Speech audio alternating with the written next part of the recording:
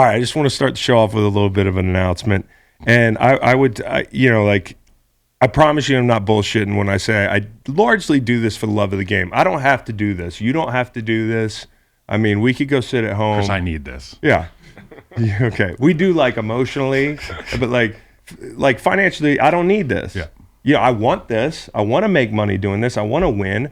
I started out doing this because I wanted to win. I wanted to be like a big podcasting tycoon. But now I just want to fucking make an awesome podcast that people love and that y'all ride in your cars in and listen to and you set your clocks to listening to us talk about football every Monday and Tuesday and Wednesday and Thursday and Friday during the season now. But I take a lot of pride in our show. I don't care about the bottom line. I'm not currently looking up. I look down one step at a time and just try to advance the ball. Cash App is joining the family here. It's a Victory Monday. This is one of these moments where I am looking up a little bit and saying, damn, we're making good money doing this. We've got a partner like Cash App that wanted to come and partner with us. Like, why would they want to do that? Little old me, little old us. Sometimes it's okay to look up and be like, damn, we're doing a good job. Tomorrow I'll get back to looking down and putting one foot in front of the other and trying to put out great content for y'all because it's about us, the people in this room and the listeners. And this Cash App partnership is going to be about us too. And by us, I mean the listeners as well, because there's going to be opportunities for cash giveaways and that sort of thing. Huge cash giveaways. Oh yeah, huge. And I am like, when I heard, Cash App wants to do something with you, and the fact that some of the people at Cash App listen to the podcast, I was hyped because it really does lend legitimacy to what we do. There's not much of a more legitimate brand than Cash App. Yeah. I know because I've used it for years. I've moved money with Cash App for years. Venmo is always like, hey, you can't do this, you can't do that. Well, Cash App's like, do whatever the fuck you want. As a matter of fact, you can do a lot more with Cash App than what you would imagine. It's not just a peer-to-peer service, right? You can invest with Cash App. That's right, Kyle. And I love the giveaway portion because we are building a community here and something you've been undertaking for quite some time. And the listeners are a huge part of that. And Cash App is here to make that relationship even more organic. And you can really, it's something you can cut through, right? You can see it, you can feel it. It's Cash App. It's tangible. Tangible giveaways is huge. I'm just, Kyle, when we started this thing, we started it, and we came in here one day. It was just me, Reed, and John, right? Was that it? Yeah, at the beginning. What year is that? This is 2019. 2019, October fall, 2019. In the year zero. Yeah, it's zero. And we didn't know what the fuck we were doing, starting with me. And, I don't think we knew what we were doing starting with me for like a year and a half solid.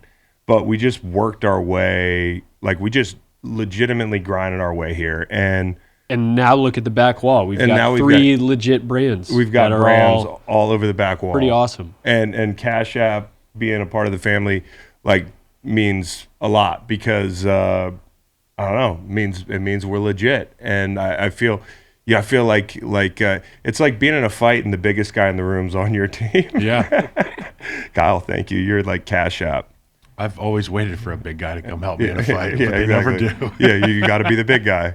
But Cash App is that big guy for us, and I'm just really excited. It means a lot because we've all worked hard to get here. Reed, Scott, Matt, Brian, Ralph, the whole team. Am I forgetting anybody? Even guys that have Macon, obviously, we'll talk about that. He's not in this morning, but. Taylor, who's up in New York, he decided to leave us, paid up on his blow-up doll situation.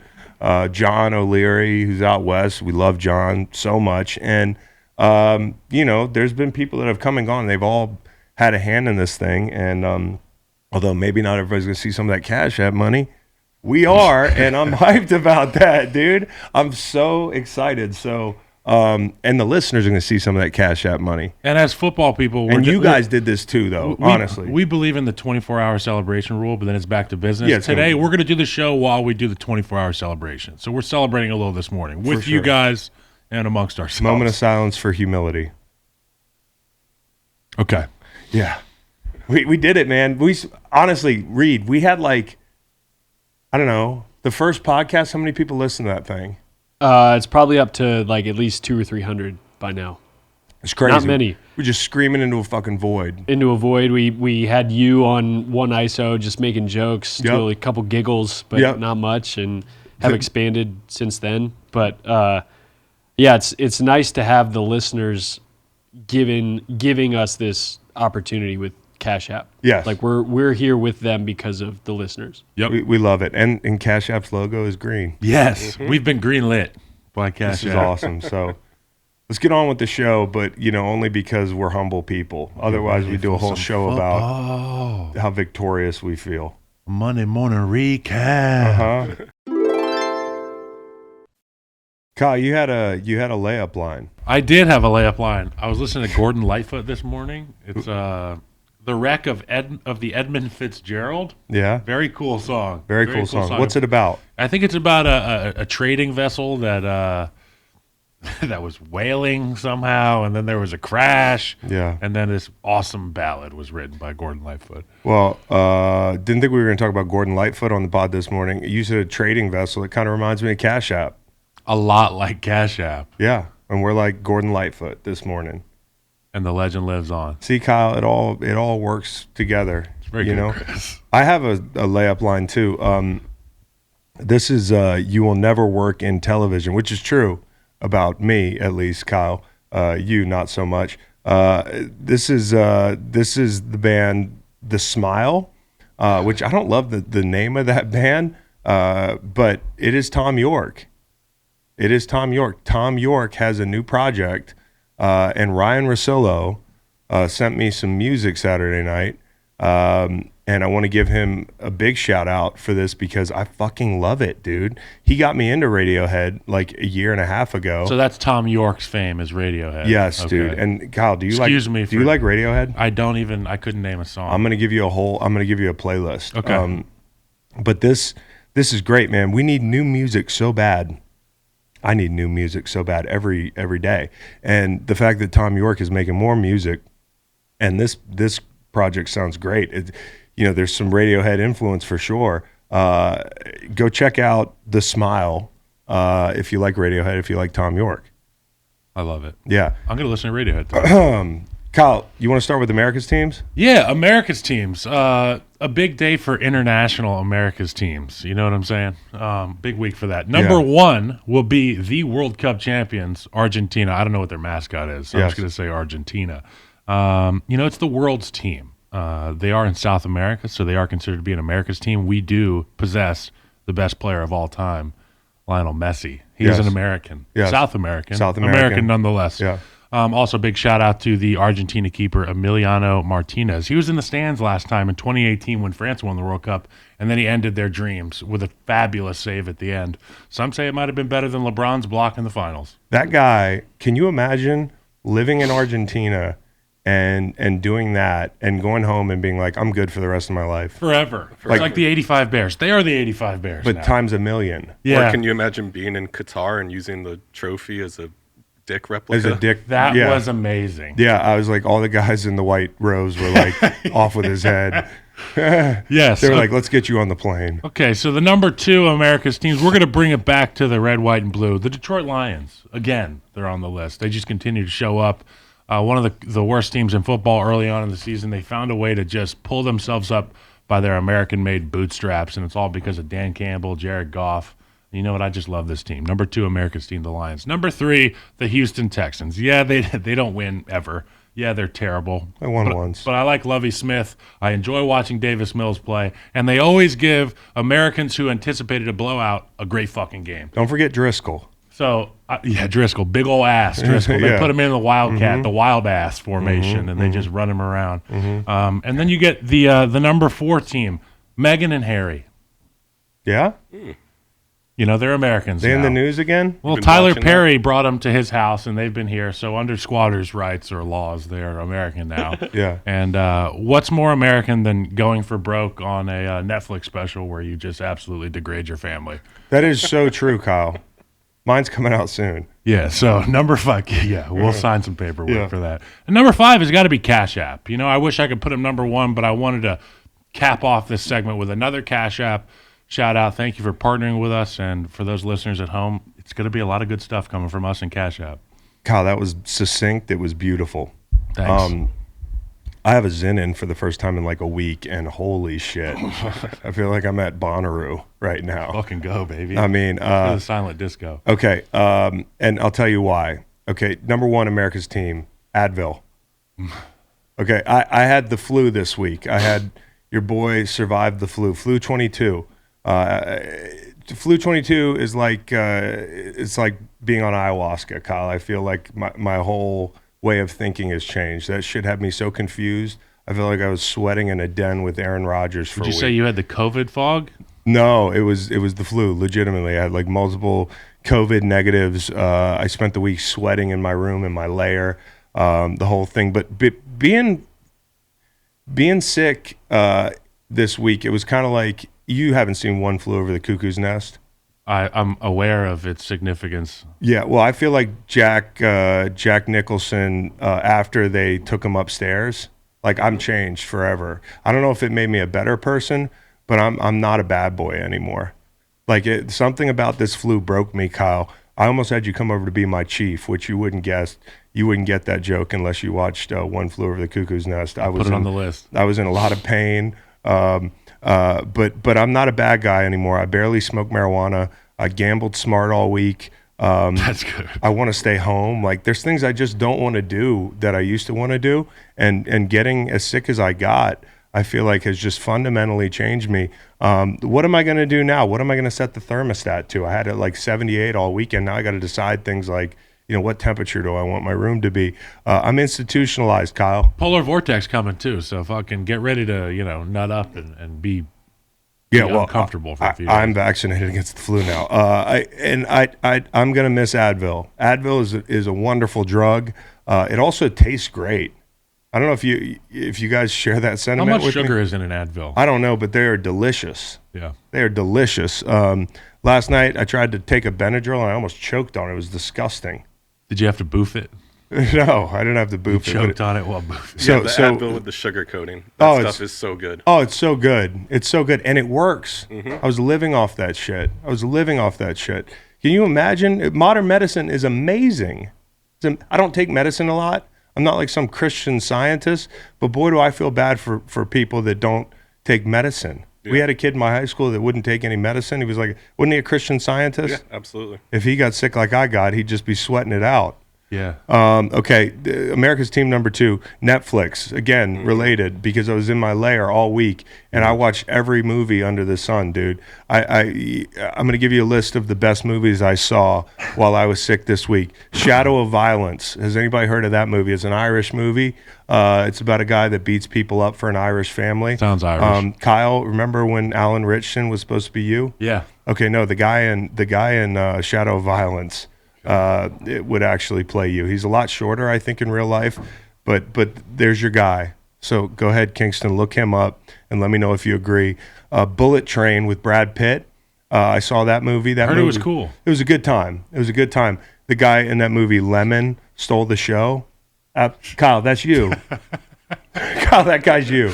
Stretched out U-neck. Yeah, that guy's you. The Vanishing. The Vanishing is a movie with Gerard Butler. Tell me more about Brad Pitt, the Bullet Train. Was it a sexy Brad Pitt or was it a serious Brad Pitt? Was it like a fighting Brad Pitt? Is there an unsexy Brad Pitt? Well, it's all sultry sexy to me. But. He was a fighting Brad Pitt, but he was deliver the lines as he's fighting Brad Pitt, okay. Yeah. Beat a guy up with a suitcase. Catchphrase. And be like, do I have to check this luggage? Like stuff those. like that. Okay. It was a good movie. It was kind of unrealistic, but it was a good movie. The Vanishing is a movie with Gerard Butler. And he works at a lighthouse in like the early 1900s. And I will never work at a lighthouse. People lose their fucking minds when they work at a lighthouse. That's got to be a bottom 5 all-time job. Have you ever seen the movie with Willem Dafoe where he's at a lighthouse? He lost his fucking mind too. Is this the movie with the Twilight guy? Yes. Okay, so this one looks really dark, and I always see clips of it Called on these The Lighthouse. I follow cinematic Instagrams, and they show me clips of this, and I'm like, I need to see it. It's on the lower tier of the movies that I saw this week. Total Recall, I saw that again. Okay, Kyle's never seen Total Recall. What? Well, when I texted you, you were like, "What?" Movie? I was like, what movie is that from? "Well, I texted you the little psychic baby man." If you coming texted up. me a 3-tittied little person, I would say you're watching Total Recall. No, 3-tittied lady is. Do you remember there was the woman with the 3 boobs At the bar. The bad guy just killed her. Can't It do must that. be chicks with three breasts must be a dime a dozen on Mars. Yeah. But that's a great movie. Matt suggested Emily the Criminal. That was a good movie. We talked about that last week. We've had multiple podcasts since I was knocked down. I watched 1922 as a Stephen King movie. That lasted 17 minutes. That's a big no. That's probably the worst movie I saw the whole time I was sick. Jeez. But the best movie I saw when I was sick was The Alpinist. Kyle, I don't think you can handle this movie. I've taken Kyle. In what regard can I handle this movie? It's about heights. Is it because Marc-Andre Leclerc climbs alone, or okay. is it because So yeah, it's about gravity? It's mostly because I've taken you on a hike, and when we got to the top, I said, "Kyle, come check this view out." And I looked out, and you were on your face with both your hands and feet on the ground. And I was like, "What's wrong? You looking for something?" You were like, "I can't move." I dropped my contact. You don't wear contact because he doesn't like heights. But this movie, The Alpinist, and have you seen Free Solo? I'm more into heights than I am people spelunking. I hate the videos of people like squeezing through caves. It just really fucking. God, you're not going to like these movies. Okay. This guy lives in a cave. Okay, so Alex Honnold came on the show, Free Solo. Yeah, I remember that. Alex Honnold's incredible. Okay, so Half Dome. He did El Cap. Yep. He did El Cap. The whole thing. I don't think whatever these people. Whatever you and I are born with, where we're like afraid of certain things, like these people are not born with that gene. Okay, so Reed, his crunchy ass is like, you got to see The Alpinist.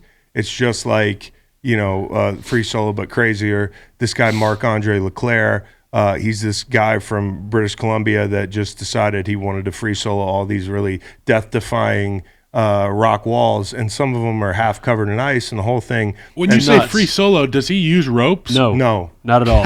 He'll look at a mountain and just be like, "I'm gonna climb to the top." You're of that. fucking nuts. So he he was, Kyle, and here's the thing: when I started to watch the movie, I had no idea about the background of the whole thing, and so I'm watching the whole movie, and after he summited that peak in Patagonia, I'm like, man, I am so inspired by this guy. The movie's about over. I roll over and grab my phone and follow him on Instagram. I'm like, maybe we should have him on the show. He hasn't posted since 2018. I'm like, oh, he must really not like Instagram. He is that kind of guy.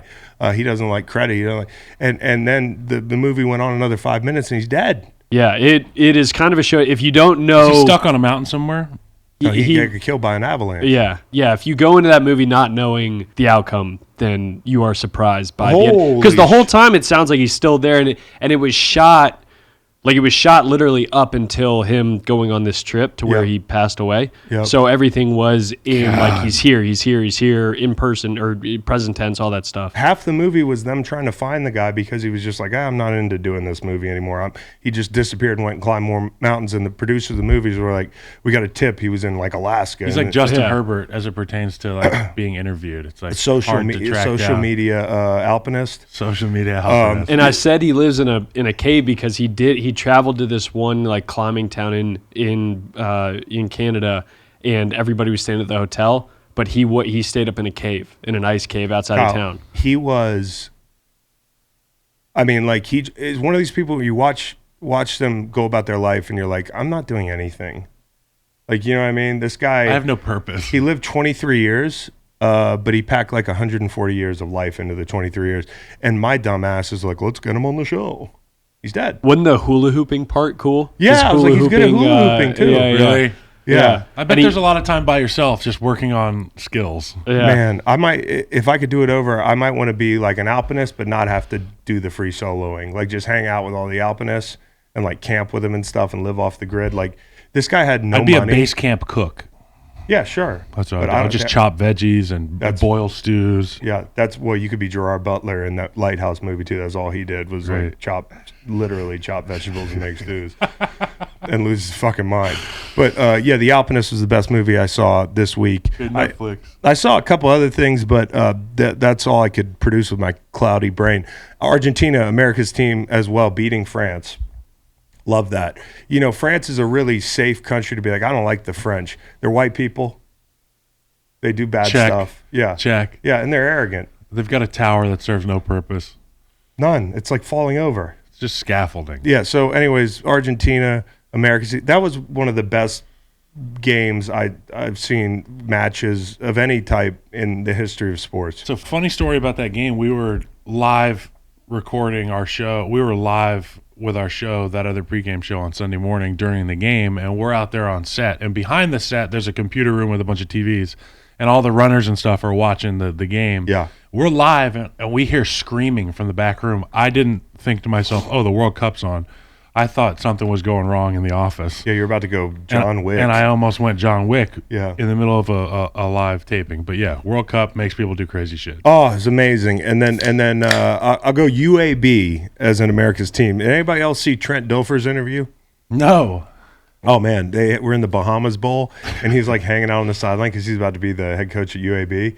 And he, like, goes into this diatribe about how, like, I don't know if you've watched the news lately, and I don't care what news you're watching, but America's not doing real well right now. And, we're going to fix that. UAB's student athletes are going to blah, blah, blah, blah. So help is on the way, America. Oh, national hero. Crippling inflation, Trent racism, two-party system, the whole thing. I did see him show his Super Bowl ring to the cheerleader. Yes, I'm sure. Stop. Oh, maybe she asked for that, but yeah. UAB, one of America's teams. Help is on the way, America. In 4 years or whenever all these guys graduate at UAB and enter the workforce. 5, the Buffalo Bills. Okay, like it's no secret. I don't want to see the Dolphins win. I don't want to see. You made me this way. Okay. Like, you made me this way. They'll probably still make the playoffs, and that was a really impressive showing by the Dolphins. I'll say this. The Dolphins, Mike McDaniel did the whole I want it colder thing. Everybody's scoffing at him. This was supposed to be a big snow game. It wasn't, not till the fourth quarter, really. Mm-hmm. But they went up there and they passed the test. The offense was physical. That was the big thing. You have a 100-yard rusher in the first quarter. Ooh, he's good. Okay. Jeff Wilson was out, and people were already going to make excuses for the Dolphins.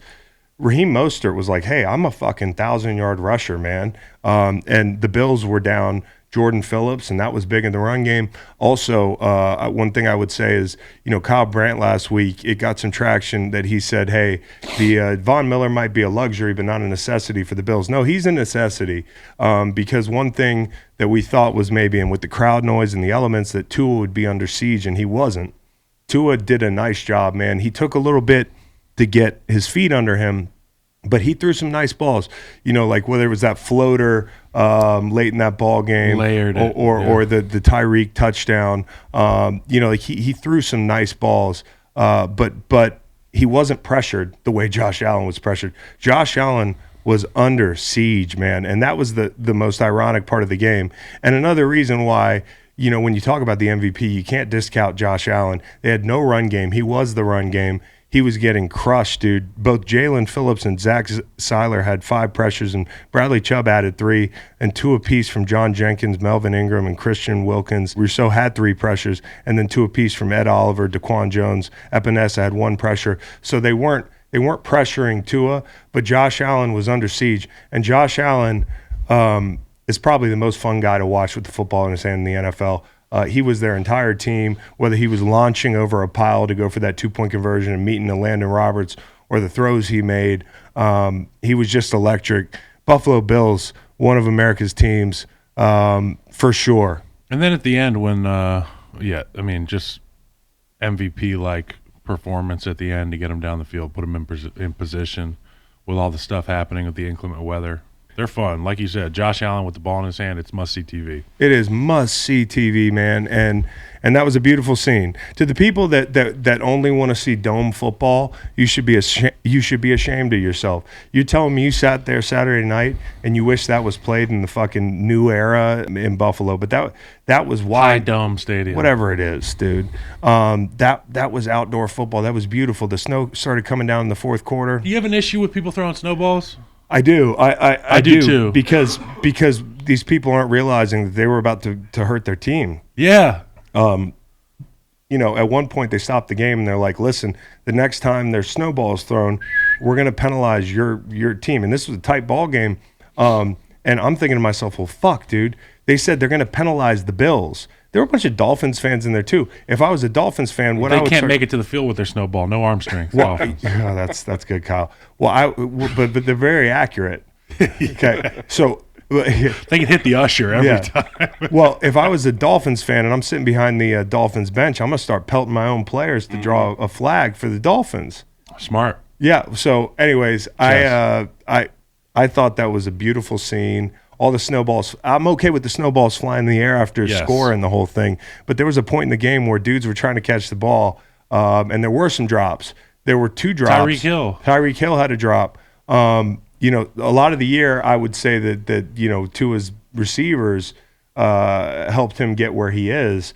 Saturday night, they actually left him short in a couple of situations. So I respect what the Dolphins did. They up front, especially, it was almost like their offense was more ready for the cold weather than the Bills' defense was. It's like the same effect as having a backup quarterback. We've talked about this time and time again. When you have a backup, your attention to detail goes up. When you're on the road playing in such adverse conditions, you know that you have to get off the bus with that mindset. Yep. The Dolphins had that mindset. It wasn't enough, to your point. But honestly, until the fourth quarter, the conditions were not that adverse. No, but it was cold. Yeah, it was cold. Okay, you know what I mean? Cold sucks, period. I don't know. I would rather it be snowy and cold than just cold. Yeah, I love playing in the cold. You know why I love playing in the cold? Not a fast guy here, Kyle. And all the fast guys slow down in the cold. You're right. So that was an awesome game. We won't go too far into that game because it happened like a million days ago. It feels like there was a lot of sports since it. It was Twilight Zone for sports this weekend. A lot of shit happening. This was the best sports weekend of the year. A lot of shit happening. All right, let's get into the let's ring the Hunger Games whistle for some teams that are eliminated, shall we? Matt Nacky. Yeah, let's do it. I saw that poser Kornacki on TV last night. He stole my bit. He's stealing your bit. Yeah. Cardinals and Colts. Blow the cannon. They're gone. Let's start with the Cardinals real quick. I didn't watch that game. I will watch none of it. You couldn't make me watch it. I can only tell you watch what him for happened. Kyler. Yeah. And I only watch for Kyler. Yeah, so if he's not there, it's not good. Yeah. What gives? A couple backups because Brett Rippon started for the Broncos. Colt McCoy started for the Cardinals. He got injured. Trace McSorley had to come in, toss a couple picks. Great pick by PS2, but Latavius Murray had a wonderful game. Looked like he came back. Looked like he was 23 years old again. And the Broncos finally came out with a win, but it wasn't. It was all right. I got a question for you guys. Yeah. Russell flew out his own doc to clear him for the concussion stuff, and then management said you're not playing, even though you are clear. They've got a $250 million invested in this guy. If Rippon comes out and does decent, which he did well enough to win, do you see any situation where Russell's dealt? Is there anybody in the league who would take Russell, or are they stuck with Russell? They're stuck with Russell. This is a marriage, Kyle. There's no team that would take a flyer on the contract. No, and maybe you sit Russell the rest of the year to protect your investment. Yeah. But I thought this was interesting because this was like a game. I was talking to a buddy, and we said this is the game between two coaches that the loser might not have their job on Monday afternoon. And it's so interesting to me that Nathaniel Hackett is like, okay, my job's on the line.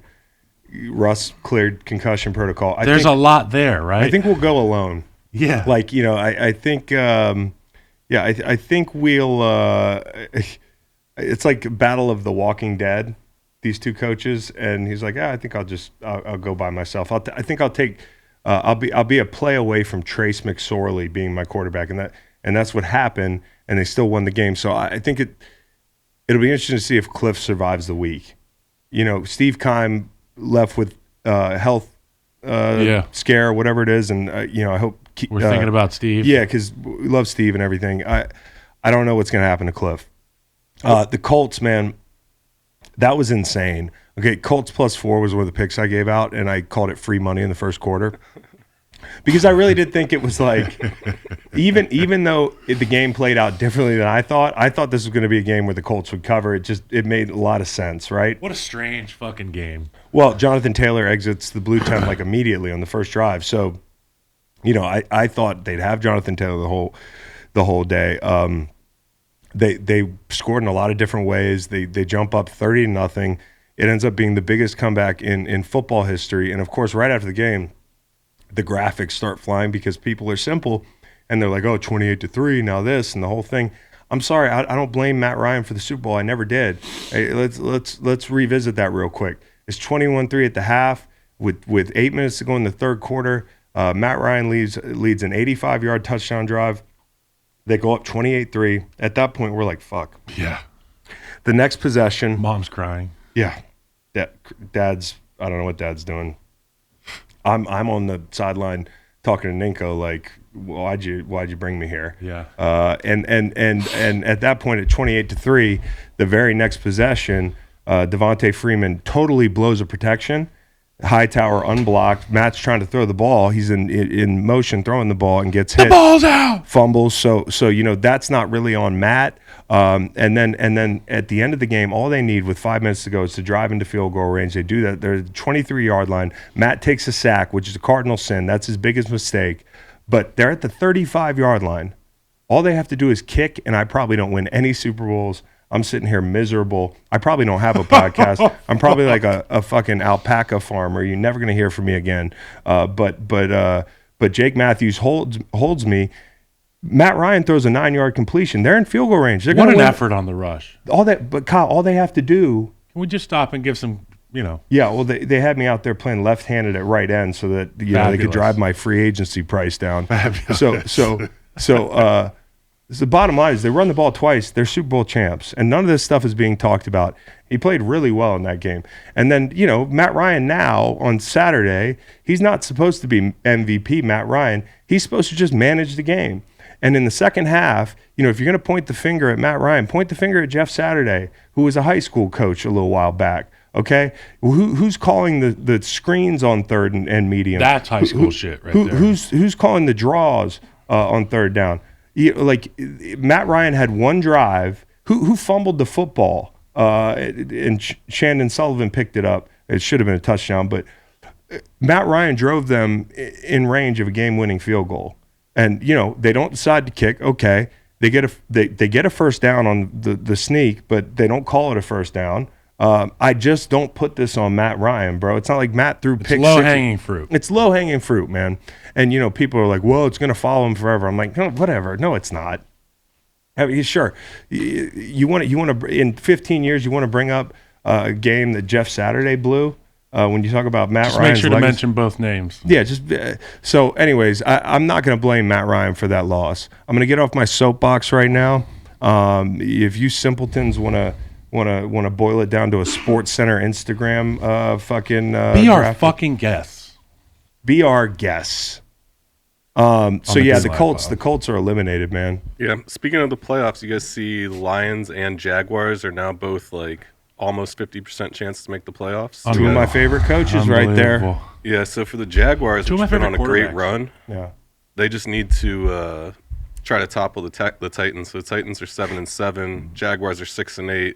Look who plays last week of the season. Jaguars, Titans. That could be an epic matchup for a playoff spot for the AFC South. And I like the Jags there where they are right now. I mean, it's easy to say, but the Titans are just kind of falling apart a little bit. And I don't want to look past the Jaguars game at the Jets Can't this look week, past that. which people were mocking Amazon for having that as their Thursday night game late in the season. Lo and behold, it's got Fucking massive playoff huge implications. Game. Yeah. And then if you look at the Lions, their last 3 games at Carolina, home Chicago, they play Green Bay at Green Bay. Tough too. They're going to go to the playoffs. Yes, Detroit plays Green Bay tough as fuck. They're going to the playoffs. I mean, so I'm excited about that for Dan Campbell and for the Lions and the whole thing. We'll talk about that game in a second. And then I know you want to talk about the end of the Patriots game. They have kind of like the opposite schedule if you look at it. They have Cincinnati, Miami, at Buffalo. They probably need to win at least 2 of them, maybe 3 of them. So their chances are looking pretty dim. And yeah, these are really tough games to win the way they've been playing. And I want to say this, the Pats were down 17-3 at the half. They score a couple times in a row. They're up 24-17, under 2 minutes, no timeouts for Derek Carr. And Derek Carr seems to do this stuff a lot, man. 4th and 10, he hits Hollins, and they end up on the 30-yard line a couple plays later with 37 seconds to go. So they got to take a shot, right? They can't run their offense. They take a shot to Keelan Cole. Is he in or is he out? He was out. He was out from what I could tell, but there's only one angle. That's the thing that we can look at. So what's going on with the cameras, man? I don't know if it has anything to do with the cameras. Reed and I were talking about this earlier. I'm thinking Roger Goodell maybe picked up the red phone attached to the wall and said, "That's a goddamn touchdown." What I'm saying. So they're not showing us the other angles. That's my Miller Lite mention. There's no fly way on the wall. I would have loved to have been in the room with Roger Goodell when he made the phone call and said the touchdown stands. I'm starting to wonder if people often think about it like markets, or you want Bill Belichick in, or you want this. No, you want the best teams in the playoffs. If anybody thinks there were questionable calls in the Cincy game, if people think there were questionable calls in the Washington game, maybe it's like, hey, it's a little bit of the markets, it's a little bit of playing favorites. Hey, the best. We want the best teams, and we don't think Mac Jones led Patriots. Which gives credence to the people who are like, the refs are blowing this game, the refs are in on this. I'm like, it gives some credence to the conspiracy theories that all these fucking fans have. Dude, each fan base has one, and they're all real. Yeah, you're giving the chemtrails people ammunition, man. The earth is flat. So here's my thing. If you look at that play, there's a Getty Images photographer right there, 3-4 feet away from where he caught that football. If that person goes missing, yeah, then something's going on here. Stay woke. He needs to NFT that picture that he took, bro. That picture's somewhere because that motherfucker had the camera pointed right at. It's somewhere with a Getty Sports overlay. Go find that picture. Getty Images. There's no way somebody didn't get a picture of him trying to toe tap. So Keelan Cole's got two-tone cleats. He's got white and black cleats. The part that we don't see is the bottom. The sole of his shoe has white on it, and it blends in perfectly with that edge line. And as you know, when you micro zoom in on some of these blades of grass, a couple of them are poking out. His shoe is completely on the line. That's out. That's out of bounds. Yeah, okay. So now look as the play goes on. Right there. Yes. That's my cameraman or woman. Camera person. That's my camera person. And I want to know who that is. Ken Griffey Jr. I want to know. Professional photographer. And then the last play, has there ever been a more unlikely final play in a football game? Because, in recent memory, okay, they got a picture. Zoom in. Yeah. He's in. No.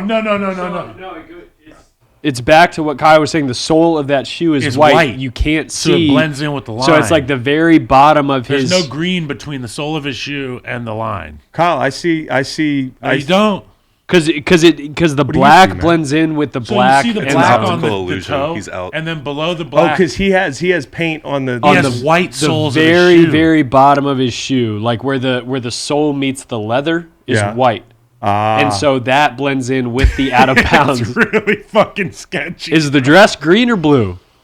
Well, the problem is it called it, complete on the field, so it's hard to overturn that. You're right. Either way, the last play is inexcusable. And I've never, we had the Miami Miracle happen to the Patriots, 5 years ago or whatever it was. We've seen. Hail Marys, we've seen all types of shit, but I have never seen anything like this in my life. And for it to happen to the New England Patriots, man, this is the most unpatriotic play of all time. I was going to say that. Is it? Yes. It's the most unpatriotic play of all time. Chandler Jones, ironically, misses the tackle to set up his revenge because the play doesn't even happen if Chandler Jones makes the tackle at the beginning of this run. And then I don't know if I'm blaming Stevenson, because Stevenson pitches it to Meyer, and then Meyer, I don't know if it feels reactionary to him because he knows the score, right? But he saw Mac Jones was open. He said, "I saw Mac Jones wide open." Well, Mac Jones needs to come back to the football. I think it's so ludicrous that Mac Jones is playing safety essentially, and they throw him the football. What's Mac Jones going to do with that ball? That's what I'm saying, bro. So, that wasn't even called. They just said no. It wasn't called. It was hand just off. And Jacoby Myers said, to his credit, and that's I gonna loved be this. one of the hardest things that anybody's ever had to say after a football game is like, no, I was trying to be a hero, and he said I was doing too much. And here's the thing: it cost them the playoffs. I mean, it legitimately cost them the playoffs. Not that they might make it because you look at the next 3 games here, but that has to be just the toughest pill to swallow. And then after the game, they're asking Bill about it, and they're trying to press him. Did they say something to the guys in the huddle about, hey, we're not trying to score here, just go down? And Bill's like, we practice situational football every week. It should go unsaid that you're not trying to go, as Scott Van Pelt would say, pitchy pitchy woo woo. It was awful. And here's what I really want to know. And last night I'm watching. I got SportsCenter on, and I'm rewinding and going back and forth and back and forth. I'm going enhance, and I'm trying to see Matty P. If you watch him on the sideline, I'm watching people's reactions. And as the pitch happens and Jacoby Myers running with the ball before he throws it backwards, Matty P. claps like 4 times. Is he clapping good job? Stop. Or is he like stop? Get down. Right? Because I can't tell. And I know that Jacoby Myers ate this thing, but like the clap there kind of makes me wonder a little bit what was going on. Was Matt happy about the pitch? Was there something that I didn't know about? Was it just the wrong Here's lateral? one thing Mac Jones didn't know about. Chandler Jones was going to stiff arm him into the fucking subterranean layers. Oh my God, dude. I mean, and to be a former Patriot that they traded away. And shout out to Chandler Jones, too, because a lot of people were spending a lot of airtime talking about his lack of production early on in the season. He's got 4 sacks in the last 3 games. Obviously, he was in the right place at the right time at the end of the game. Right time. But he did Could happen to anybody. He did bait that, though. But what a freak. He gets the ball, has the wherewithal to stiff arm and stay on his feet. He nearly got tackled, stay on his feet. Yep. And then the cavalry arrives. What a celebration at Allegiant Stadium. Yeah, oh my God. What a fucking celebration. And now bummer to Belichick because he's 0-2 against McDaniels. Oh yeah. And that hurts. Everybody kept saying Belichick disciple, he's fucked. I'm like, hold on a second, buddy. Well, this isn't the problem with like basing these old adages about like, hey, Bill doesn't do this or Bill doesn't do that or the Patriots don't do that is like you're basing that sample size on a totally different team. Yes. With one common denominator, and that's Tom Brady.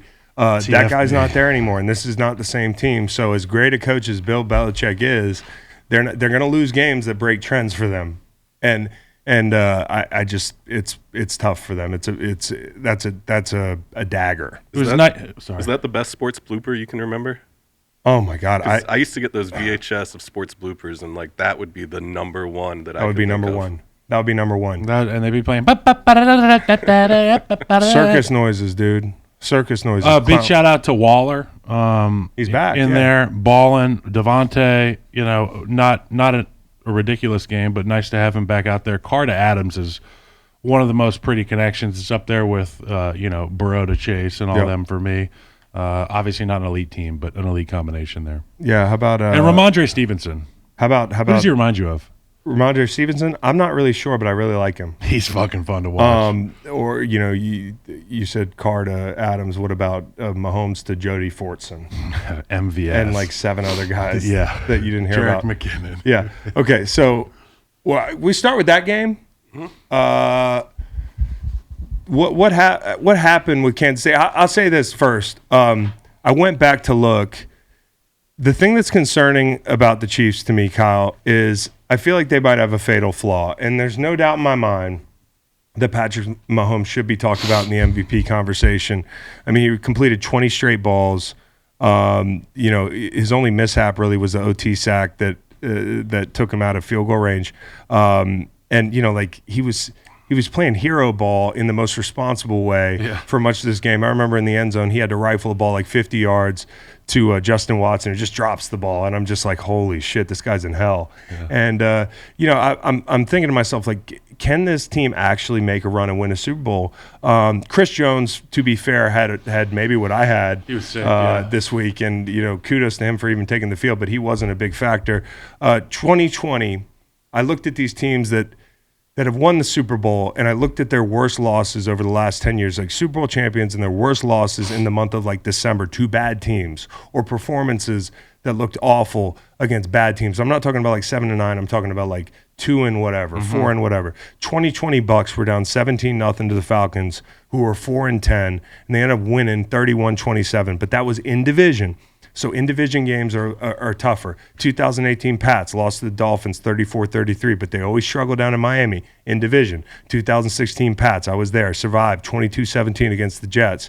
Jets were 3-8, but in division. 2015 Broncos lost to 7-9 Raiders 15-12, but in division, and that was Brock Osweiler at quarterback that game. 2014 Pats beat the 4-12 Jets 17-16. Is there a pattern here? They're all in division. And 2012, the Giants, who at that point were only 7-7, lost to the 5-11 Redskins 23-10, but that was in division. So this is it's an outlier of a loss if you're going to tell me that they're going to win the Super Bowl. It's just it's a bad sign for them. Like Houston, it was a 14-point line here. We talked about the concerns last week on the show, and we kind of hinted at it, or at least I did, the protection issues on the edges. And I said, look, a healthy dose of Pacheco will keep the off schedule away. If you can hand the ball off on first down, put Mahomes in a position to be 2nd and 6, 2nd and 5, that opens up your offense for a more safer, conservative approach where you can get down the field in chunks. Yep. Mahomes is on the run. Started off in the first quarter yesterday. He missed MVS wide for a first down. The big thing about the Chiefs, they're a momentum-based offense. When they score in bunches.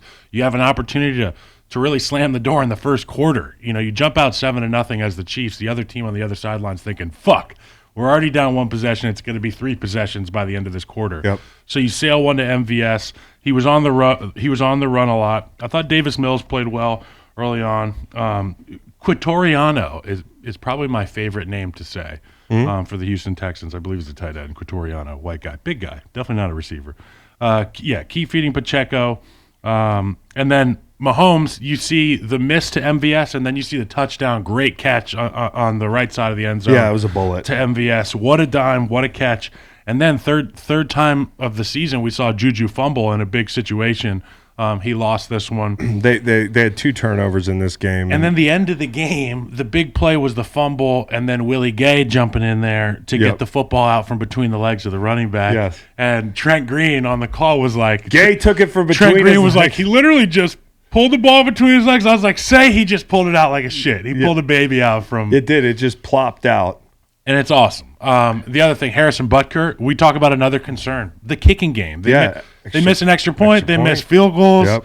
Harrison Butker, man, you're a great kicker. We've seen it time and time again. Just figure it out, boy. They need you. And Carl Cheffers, man, he's back again. This is the guy that Travis Kelce told him he needed to work at Foot Locker. He's the guy that penalized Chris Jones. He reminds me of I used to get a bunch of parking tickets because I didn't have a parking pass for a while here by my residence or by my workplace, and every time I'd walk outside, I'd be like, "This motherfucker again, the guy that gives me parking tickets, that guy." And the little tuk Indian truck. Yeah, well, whatever it is, what is that? The trucks they drive in India where it's like a little golf cart. Yeah, they have a little golf cart, like a harbinger of death, but in a tiny little mall cop car. I forgot to shout this out. The Frank Clark strip sack that set up the Willie Gay. That's the one. Fumble. That Frank Clark strip won sack. the sack. He didn't go for the ball. He didn't go for the sack. He went for the ball, which all great rushers know to do. And I want you to talk about this. When Khalil came to the Bears, he talked about, I'm not going for the quarterback. I'm going for the football. I watched Julius Peppers do the same thing early in my career. He was attacking the arm. Yep. Talk about that. Well, I mean, if what you need is coverage. You need people to take a beat. You need quarterbacks to take a beat. Like, there's 2 types of strip sacks. Obviously, there's one where the guy's about to throw the ball and he's separated the ball from his body and he's about to launch it, and that's just timing and the whole thing, and it's winning your rush. But if you are closing on a quarterback and he's patting the ball, that's because he's going through his progressions and things aren't there. And then those are the easy ones, but right? You're thinking go for the ball, don't go for the tackle. Absolutely. It's not even a thought. It's you drill it so much. Got it. And you make the calculation based upon how much time you think you have, and is the ball off his body based upon how much you abandon just making the tackle and going for the ball. But in that situation for Frank Clark, I think Davis Mills is scrambling. He's actually over the line, and at that point, Frank's just thinking, let me get this ball off him. And I thought it was a really great play. No Dameon Pierce. So you're thinking to yourself, like, how are the fucking Texans going to move the ball? It's Jeff Driscoll and Davis Mills. You're going to tell me these guys are going to beat Patrick Mahomes? And their defense played hard, too. They did for the second week in a row. But you watch this game and you're like, this is what makes the NFL so crazy. From a business standpoint, the fucking geniuses in the NBA, they'd be losing this game. Like, Houston would be like, we're losing this game. Like, you stand to have the number 1 draft pick. Like, why even? They probably have it locked up anyways, right? Pretty much locked up. Yeah. So they could try to win, but there's just a sense that, like, hey, you're not supposed to win this game.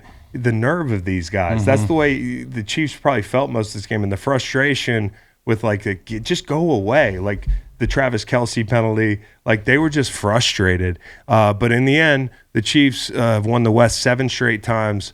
The Pats won the East 11 straight times over Tom Brady's tenure. But think about the difference here. We used to complain, Tom Brady doesn't play anybody in the AFC East. Patrick Mahomes has done this against guys like Herbert, Rivers, Carr, and 36 Denver Broncos. That's hard. And the Broncos thing, you never know who's going to be playing quarterback. Yeah, so you don't know how to prepare. So I think this is even more impressive in a lot of ways. It's not 11 straight, but 7 straight, especially Patrick Mahomes coming to the league, in the prime of Tom Brady and with Peyton Manning still in the league and all that stuff and all these great quarterbacks. That Patrick Mahomes has been incredible, and 7 straight for the Chiefs. They're in the playoffs. They're going to host a home football game, at least one, and that to me. Is what gives them a chance, is that if they can play games at Arrowhead, they can beat anybody. I don't think they can go on the road and beat anybody, not with the lack of weapons that they have. And also with how hot these guys are going to be playing now. I mean, you look at the way the Bengals finished that game yesterday. No question. It's just unbelievable. The last 3 games for them are critical, though, if they want to if they want that first round bye. Who they got? Well, they have Seattle and Denver at home and then at Las Vegas. I'm putting Denver and Vegas as wins. And Seattle's going to be tough, but they're at home. I think they'll get Seattle. Seattle's the only one that makes me balk. I think Seattle's. I think. Where is the Vegas game? At Las Vegas. I think that's the one that worries me. Okay. Vegas is Vegas out. Vegas is out, right? They are not totally out. If they win their last 3 games, there is an outside chance of. They're on the edge of the hunt. On the edge of the hunt. Who would Troy Aikman call it loitering on? I think that's the best. That is, I don't know if he caught shit about that online because loitering's a crime and like some people actually get charged with loitering. Okay, but we can laugh about Troy Aikman calling it loitering. That's great. I mean, because everybody's like, people are begging for a new word, their term other than in the hunt. He gave you one. I love it. Loitering. You guys hanging outside of 7-Eleven. Yes. You're gonna buy something? Yeah. You're gonna buy a churro? I wouldn't describe the Lions as loitering though. They're surging. Lions are going in. They're getting a Gatorade and getting on the road, man. Speaking of Lions, Detroit and New York, and this was so funny to me. It was like Argentina. I felt like I was on an 8 ball of cocaine, and then I was just like Maradona. Oh, we get to watch the Jared Goff and Zach Wilson from one thing to the next. You could feel that was crazy how the World Cup game ended. Exactly almost at 1:00, yes. And they were contractually obligated to switch to NFL. So I'm in the middle of watching this scene of people crying and I'm loving it, and then it's and now here's the NFL kickoff. What if there was more extra time? More stoppage time. Dad's show got nixed in the morning. Oh yeah, I was like, "How was the show, Dad?" He was like, "We didn't have a show." We didn't have a show. Soccer got us. They showed Howie and everybody watching the game, just sitting there all suited, dressed up and ready to go, just watching the soccer game. Watching the soccer game. Yeah, you think he was happy or upset? He was just like, "Man, it was a great game." He wasn't happy or upset. He was just out of his routine. So when I called him, he was like, "I didn't know what to do. We didn't do our show." I was like, "It's called free money, Dad." Yeah, Dad, he was like, "I guess you're right." Yeah, just take it, man. Yeah, just take it. But, the Lions had a chance to make this really hard on the Jets. The opening drive was great, and they get stuffed at the one. Of course, they get 7 out of that because of a punt return for a touchdown. Which was the easiest punt return touchdown ever. It was way too easy. They had a 14-play drive that ended in a field goal because of 2 penalties in the low red. They also, Goff underthrew Jamison Williams. It would have been the prettiest ball of the day. Would have been a touchdown. And it's also good to see Jamison Williams get loose on a busted coverage. The first game, you're like, oh, that's heartwarming. But then to see him just run by people. Yeah, I mean, like, this is great. Because the first one's kind of like, welcome. Yes. I'm happy for you. Yep. And I love the Lions. Yep. And this one was like, holy fuck the Lions. You're going to help the Lions. And Tua threw that ball. They had okay, Kyle. Gratuitous. Yeah, that was so they scored 3 points off the big Wilson pick in the third quarter, the bad pick. They missed a lot of opportunities that they could have, and Jared Goff's not good in the cold. Okay? Like, honestly, I think Jared Goff and Tua are good comps, okay? And that's not disrespect to Tua. Because, we love both those offenses. Because Jared Goff, he had some really great years. He was prolific. And he was prolific. He played him in the Super Bowl. But, like, Jared Goff was not his best. And, 3rd and 5, late in the game, Goff nearly throws a pick, and they have to settle for a long field goal, which they missed with 7 minutes to go. Detroit had a lot of chances to make this even harder on Zach Wilson and the Jets, but they didn't. So I think everybody on the Jets side is looking at Zach Wilson and saying, like, how do I evaluate this game from him? And I want to give him his respect because of what he said after the game. He put it on himself. He said, they asked, do you deserve another chance to start? He said, it's not up to me. He almost smiled like, come on, guys, I'm a changed man now. Like, I'm not going to say anything stupid. Yeah, I learned a little bit. I've learned my lesson. And you know what? I was pissed at Jared Goff for the guys on that team because I was a D lineman. I played on teams where, the offense let us down. And that's why I was so pissed. That's why my reaction was visceral. Like, I've been in that situation, but worse. And, no quarterback I had ever said the type of thing he said after the game. They had the attitude that he had. But it's not like he did something unforgivable. It's not like he committed a crime. It's not like he assaulted a teammate or something. He said the wrong thing, and he needs to grow up. It's funny because at times assaulting a teammate would result in less fan. Yes. Like, I've done it. Fans like me. Yeah. Like, hey, how long? One of my favorite. I hit my teammate with a helmet in practice. Yes. Exactly. So, I mean, like, the hardest part about football is at the professional level is being misunderstood, because fans don't know exactly what's going on, and lying sometimes, and having to say, this was all me, when it wasn't all him. He was up and down. I think this start for him kind of sums him up. He makes some wow throws that are off schedule, and you can see the arm talent, you can see his talent. But then he's nonchalant in his technique for some throws, and he looks like he's just out there playing catch. And no question. At times, the explosives that we saw, the receptions, they weren't great balls. They were just kind of blown coverages. Well, people were in zones. He gave guys opportunities to go get the football, without a doubt. No question. But what I'm saying is, the elite of the elite put the ball on the hands. It's not like a back shoulder ball when a guy's wide open. No question. But I also would say this to be fair to him, because I'm a big Mike White fan. It's not like the offense has been on fire since Mike White joined. They've racked up a bunch of yards, especially in what was the Vikings game? Was it the Vikings game? No. Yeah, Vikings game. Vikings game. White threw for 369. But a bunch of yardage. But Zach Wilson statistically was, when you look at his completion percentage wasn't great. But it's not like they scored a bunch less points. They were in position to win this game. You can't take a sack in 2 minutes. You can't take a sack. What, in the 2-minute drill to Kaminsky? You cannot take a sack if you're Zach Wilson. No question. You either throw the ball away. No question. Or you get out of bounds. No question. And I hope this doesn't come across like I'm caping for Zach Wilson. But what I am saying my only is gripe. I'm not going to bury the kid for this loss. Not at all. But it's like he learned from the last time he was at the podium. Yeah. He will learn from this 2 minute. Yep. And the hard part is a high draft pick, and this. There's a lot of haters in in an NFL locker room, like they don't like your like your money. You know, Charles Tillman told me to give my money back. Yeah, a lot of guys got a lot of guys like Booger McFarland that think like I know exactly who this guy is when he walks in the building because he looks like a rich kid with a LL Bean backpack. You know, like well, that's like public perception of Cutler. When I got to the locker room, I was like, everybody has bad things to say, but he treats me well, and I like him. Like and I understand. Like you weren't in the locker room, you know, so I'm going to lump you in with.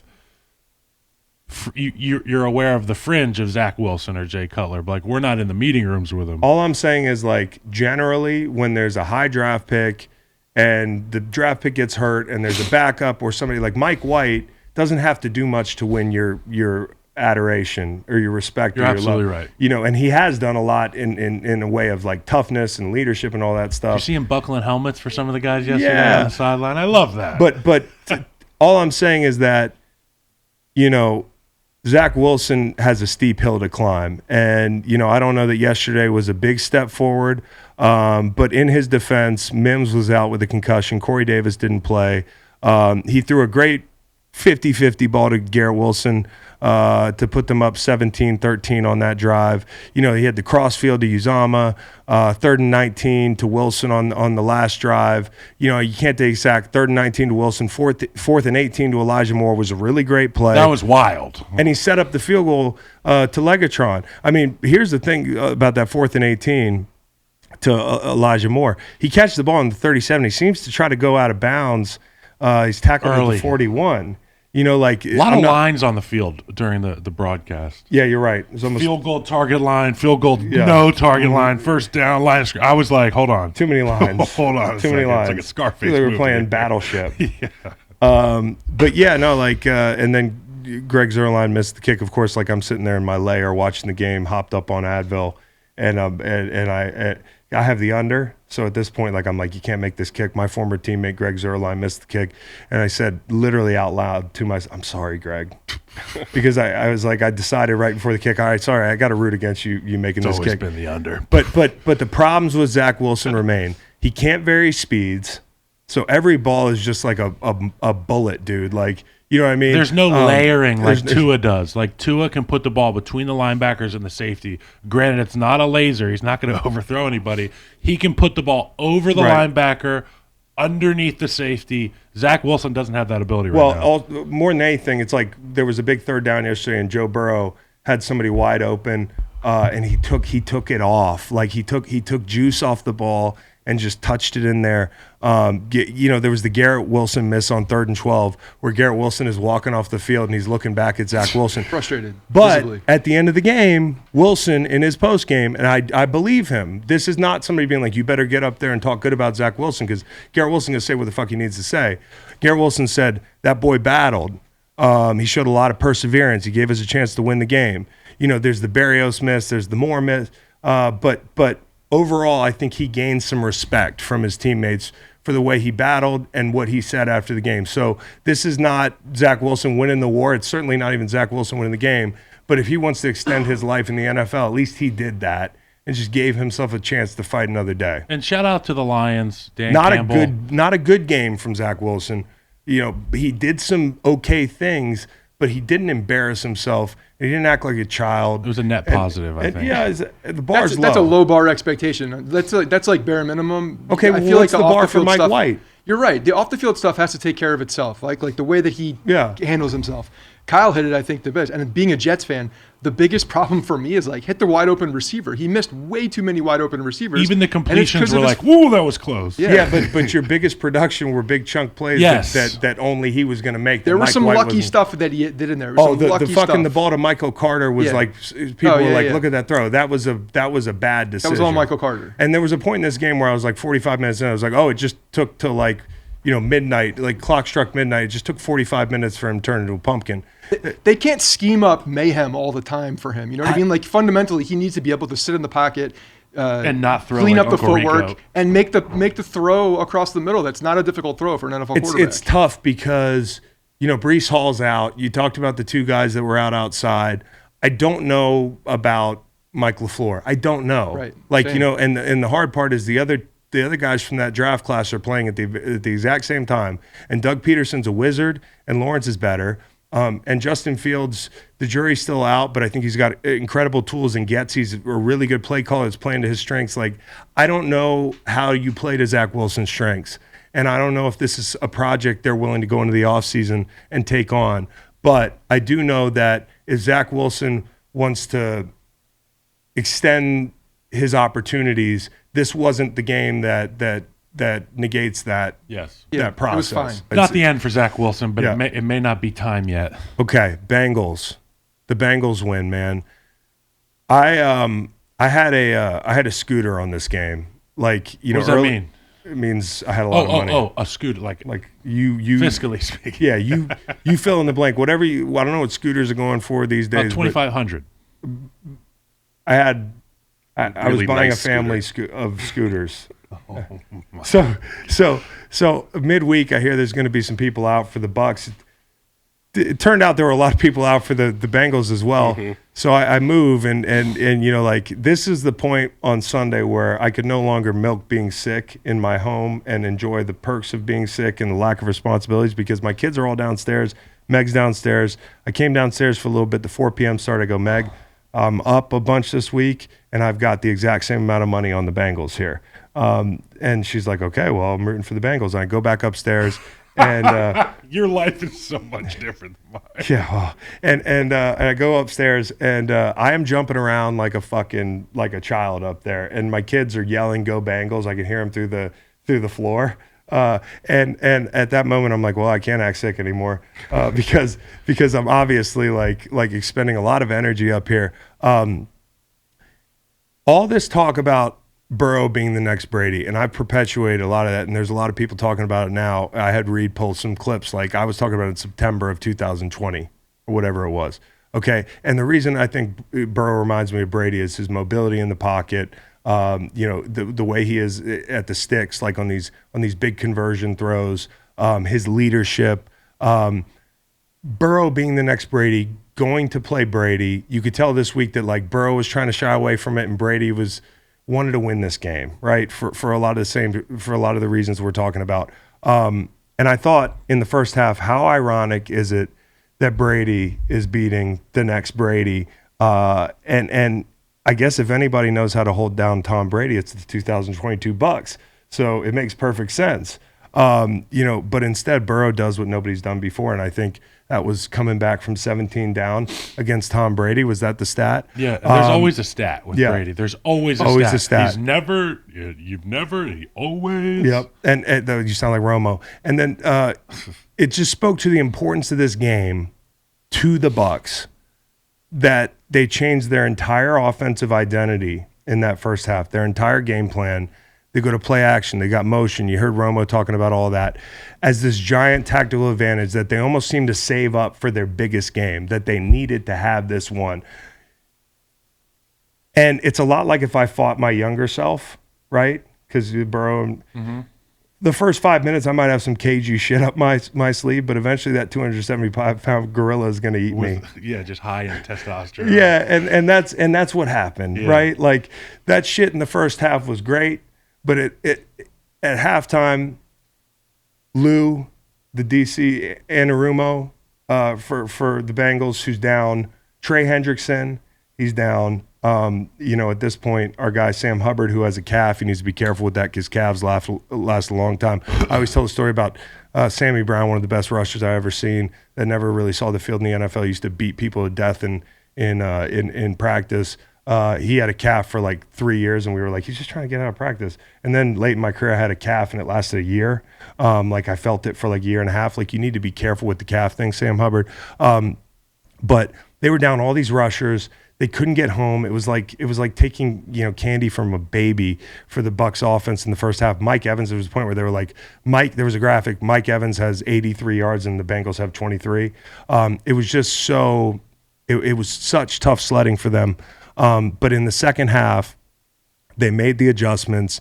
The third quarter had to be like, it was like the seventh circle of hell for Tom Brady. It reminds me of when Tom Brady lost to the Bears on Thursday night a couple years ago, and the timeouts were fucked up, and people were making mistakes, and Jensen was fucking up, and Brady was like throwing tablets at people like ninja stars. And this third quarter was a lot like that. Here, I'm just gonna run you down each possession. Okay, they come out, you get a 3 and out, and then you get the look they want on the punt team, and they're gonna run a fake. A lot of times, like, these are automatics in the NFL. Like, if we get this look, we're running it based on where people line up. Giovanni Bernard did not see that. He fumbles the ball. That sets up a field goal. So you're like, okay, 17-6, we're surviving.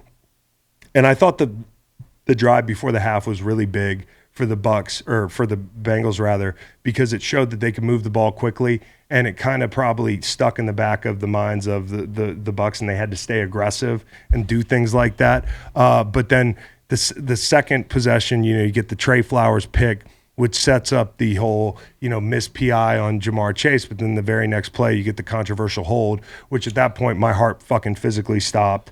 The flu didn't kill me. It was almost Joe Burrow running to the 50-yard line. I thought he was doing like a TO running to the logo to fucking, it was like, what are you doing, Joe? That flag changed my entire weekend, set up the Higgins touchdown. The next possession, you heat Brady up for a sack fumble. You got Wilson, linebacker, jabbing in the A and wrapping, sets up a Boyd, 3rd and goal, touchdown, 20-17. And then Fournette just, I thought, dropped the ball, but Brady squeezed it too hard, and it squirted right into Leonard's hands. The old squeeze and squirt. The squeeze and squirt. So that was on Brady too. And then you really get the Burrow magic. You get the 3rd and 8, the 3rd and 9, the Chase touchdown, and then the first possession, the fourth. Fuck it, we'll go into the fourth quarter. Osai, who is the Texas rusher, the young Texas rusher, who they absolutely needed to play big, came up with maybe the biggest, well, not the biggest play of the game, but the biggest rush of the game for them. He loops on a TE and push-pulls the guard and sets up that big pop fly. That didn't set up a score, but they needed him, and that was a really good sign from them, because that team looks a lot different without Trey Hendrickson. That team looks a lot different without Sam Hubbard. Those pockets get dented so much with those ends. Yes, and so, this was a really gutsy win from the Bengals. It wasn't perfect from Joe Burrow, but he did a lot of really heroic things late in this game, and the defense allowed him to do that. So Lou Anarumo is one of the most underrated coaches in the NFL, and that's one of the most underrated defenses in the NFL. They missed Von Bell. They missed some people, but they got it done on the road against the team that's back was like against the wall, wounded animal, the whole thing, and they gave him their best shot. They had that game plan saved up, and they did it for nothing because they blew the third quarter. And now you let the Bengals fly out of Tampa Bay with all that momentum, feeling so good about themselves. That second half was so dominant. The same lack of confidence you have in the first half when you're down bunches of points, you leave there with the opposite, like a huge infusion of confidence. Like, no matter what anybody throws at us, I don't care if it's the GOAT, we're going to go out there and win. I have a lot of confidence in the Bengals. Joe Burrow said it. So scary. Joe Burrow said it at the end of the after the game. Listen, it's not perfect, but we win games in a lot of different ways. Like, we find ways to win, and that is the mark of a really good team. And like I said, last year they got hot, and they just stayed hot, and they're doing the same thing this year. And if you look at the AFC playoff picture, you talk about Kansas City, they have Kansas City's number. Talk about their fatal flaws. I don't think the Bills are as good as they were last year. There's a little dirty secret about the Bills. But Josh Allen is doing everything to will them to win.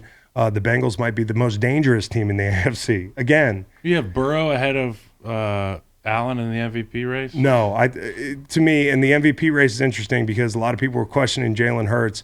It depends on the way you look at the MVP as a definition of what that means. What is value to you? What is value to you? I mean, okay, in the check column for Jalen Hurts, you have a guy who legitimately brings a lot of value because he's made great throws all year. He's a great leader, and he's a running threat in the red zone and in the field that, like Patrick Mahomes is not that running threat as great as he is with the legs.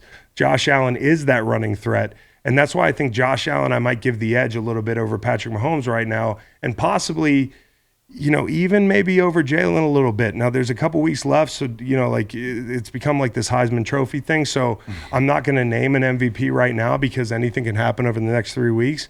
But Josh Allen, his team is not as good as the Eagles. I think and he is the entirety of their offense. I agree with you, and I think that even though Jalen Hurts is the front runner for MVP right now, pretty much across the board, I think that without Jalen Hurts, Philadelphia is a better team than Kansas City, Buffalo, and Cincinnati without their starting quarterback. Those are the 4 guys, though. So those are my 4 guys. My list is Patrick, Jalen, Joe, Josh, Justin, Herbert.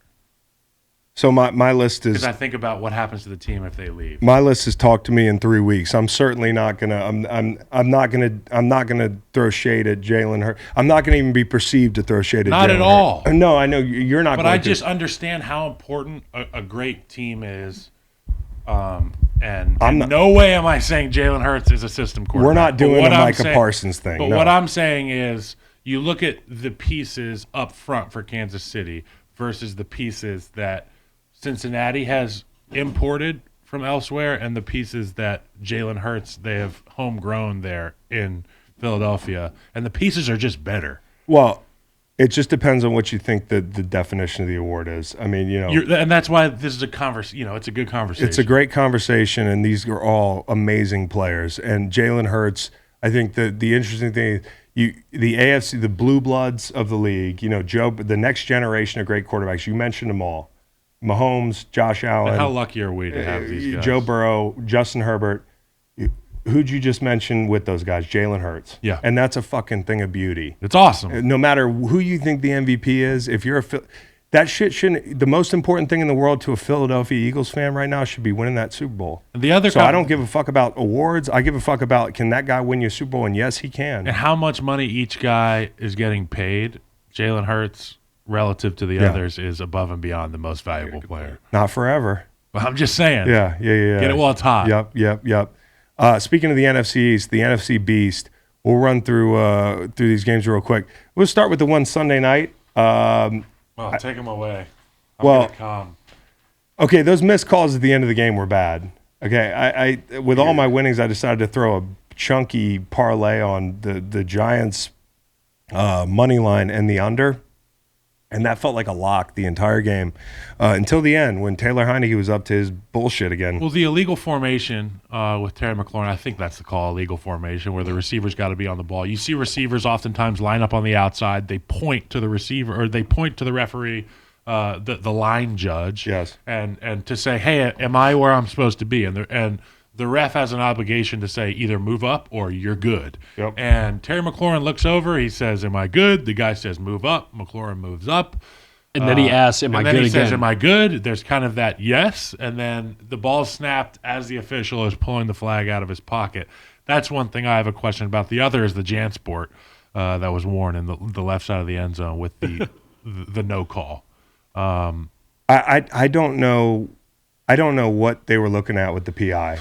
I mean, it was a mugging. It was a mugging, and they were this was an old school NFC East game period because they were letting guys play, and it was a thing of beauty, really. Like it felt great to see these two teams playing well on a big stage. The atmosphere was great. They had that little shit box of a stadium packed in. It was beautiful. Actually, like the uniforms looked great. The whole thing. I hated them. But honestly, I thought in the back of my head, I'm like, okay, if we're playing tinfoil hat and they're willing an outcome of the game, the referees are.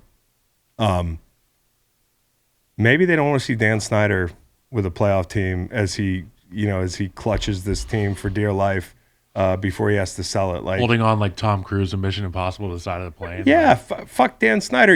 We've got a big Giants market, and we don't want Dan Snyder associated with the NFL playoffs. And we don't want Taylor Heineke in the playoffs. As much as we love Taylor Heineke, maybe that's what Roger Goodell is thinking. I don't know. He doesn't know the Allman Brothers. It's an anti-Virginia agenda. Yeah, exactly. That's what it is. I got to give a shout-out to my guy, Charles Leno Jr., left tackle for the Commanders. He was going up against Kayvon Thibodeau, one of the better rushers, the young rushers in the game.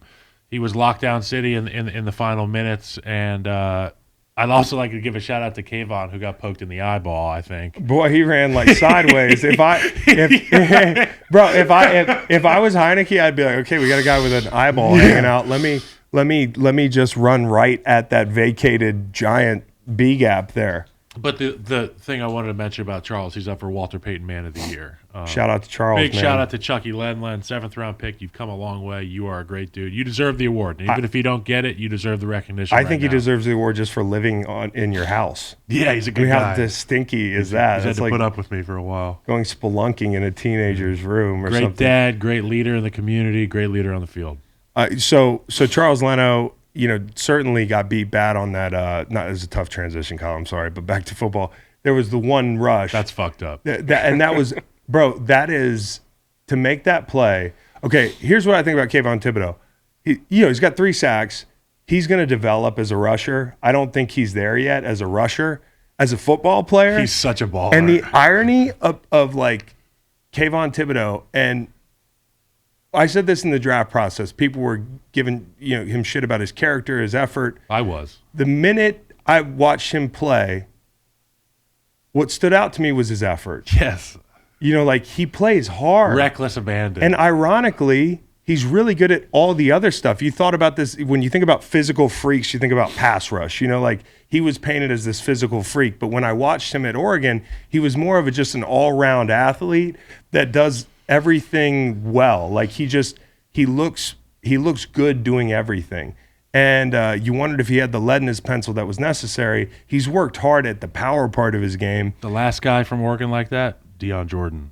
Right. He did everything well. Right. And then it was like some other stuff that became an issue. But Kayvon is better than the advanced version. And he's going to have to work on the power part of his game, because he's not like a just run around guys type of guy. And I thought that rush was great, and it really gave them the breathing room to play the game on their terms. So he was the most valuable player on the field, along with Saquon Barkley last night. Oh. He one of the most impressive plays to me, not only stringing out run plays, he played toss crack well. He had some TFLs. He ran Taylor Heineke down. His hustle was great. He ran him down on that scramble in the second half. That's not some like highlight reel play, but like the effort to get out there. And then I want to give him a big fucking shout out. Making that tackle on the 1 yard line. I don't know why he's in coverage, but again, like he's doing a bunch of different things. It's the same thing with Aiden Hutchinson. Like Hutchinson's had more sacks, but Hutchinson again has impressed me by being an all-around guy. Like he's been an all-around football player.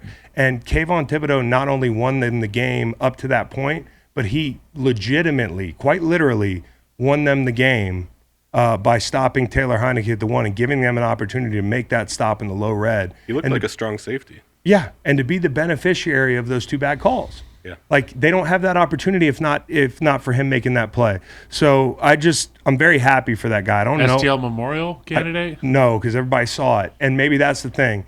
Is like, think about being Kayvon Thibodeau. But people aren't going to be talking about him like this because they are. You and I watch a different game. No, but I think last night he was trending. I think, like I wasn't online last night, but a lot of Giants fans. Here's the deal. Kayvon Thibodeau played in the Pac-12. How many people were up watching his games? People knew his name but didn't watch him. Okay? So I don't know if this is his first big opportunity where he's like, hello, world. Hello, world. Like, this is Washington, New York, East Coast, NFC East, playoff implication type game. The whole world watching, like, this is who I am. And I thought that was awesome, man. This is a big victory for him, so I want to shout him out as well. It was a fun game, man. I'm happy for Saquon as well. There were people that were writing Saquon Barkley off. He's one of the best players I ever seen on a football field. He's so good. Like if you were one of those people writing Saquon Barkley off, you need a dunce cap. There's some guys that are just physically different, a la Josh Allen, Justin Herbert. He's one of the guys. Saquon's just different. His cuts are incredible. And then, Giants, they remain alive, dude. Your boy Brian Dable with the cigars, Kyle. Okay, bust them out, bud. Get you a big chunky one. Go shake some hands, kiss some babies. Make sure there's no, sicknesses going around, though. So, there was talk about Cowboys, Eagles. This is going to be the highest rated game in the history of sports. It's just going to be insane. Like, this week is incredible. And it's even more incredible to me because, I don't know, you could kind of see this coming, that the Jags are a good football team masquerading as this bad football team because we're judging them off their record. They're a different football team than they were in October. They are. Trevor Lawrence has figured some shit out, And, the Cowboys, kind of walked themselves into this situation where it's easy to accuse them of looking past them. And I don't think that's necessarily what happened because they came out and jumped them. But the Jaguars were just, they wouldn't go away. And I want to say this, like the pick six ended the game. We'll get there. But Dak was sharp, man. A week ago, he wasn't good against Houston. He looked great early. A touchdown to Hendershot was a dime. They go up 14-0. They had him running the ball, designed runs. Oh, he was running hard. He's not very fast, but he's not slow. He ran into so much fucking contact on that touchdown drive down by the goal line that I saw his mouthpiece fly out. There were like 5 bodies. Like Fight Night 3. Oh, it was incredible. If you search Dak Prescott's name after the game, you could see like immediately who had watched that final play and who hadn't. Like that ball was right on the money to Noah Brown. He dropped it. That was not his fault. Like this game was not on Dak. This was all about Trevor Lawrence and the Jags winning this football game, and it was all about the Dallas defense kind of being fraudulent a little bit. And I guess my biggest question is like, how the fuck did Urban Meyer hide this guy? Like this Trevor Lawrence, how did he hide Trevor Lawrence? And maybe Trevor Lawrence needed a year of this type of stuff. Like to make him stronger, to make him better. Maybe this, like a lesser people, this might have broke them. Because I know what it's like being a high draft pick in a situation where you're like, I'm supposed to succeed here. Yeah, there's something to be said for a young guy who's playing on a bad team that's even worse coached and maintains mental toughness and be able to come out this year and build on what they started. ETN was great yesterday, and you look at the game, it was 27-10. And then you fast forward 27-24, Jags are driving. One thing I really like about this Jags team is the physicality up front. I've got a clip here from the Jags game. It is a Brandon Scherff pull. I want you to watch. I want you to keep eyes on the right guard here. This is how you pull, ladies and gentlemen. Tight to the line of scrimmage. You don't want to get caught up in the trash. So you see Scherff rub shoulders, but he keeps it tight. Takes one guy and a second guy down right there. Brandon Scherff. Love that guy. The Sheriff. Wow. Just plays like this. This is a smash mouth running game. You know what I mean? Get your right guard to pull and lead block out in space. Have faith in your young running back. I mean, this is what it's about. I like Sheriff, dude. He's a great guy. I used to play against him. He has a hard ass head. Great guy. But this is what the Jags are doing stuff well. They can run this play, and then they can run a heavy play action with Trevor Lawrence rolling out, throwing an absolute bomb to Zay Jones. You know what I mean? Yep. Stuff like that is going to be. I hate using the word identity, but running the ball hard, having confidence in your running back, and then having a quarterback that's not only arm savvy enough to get the ball down the field, but leg savvy enough to get outside the pocket, avoid the rush, and make the throw. Dude, I thought this was, Trevor.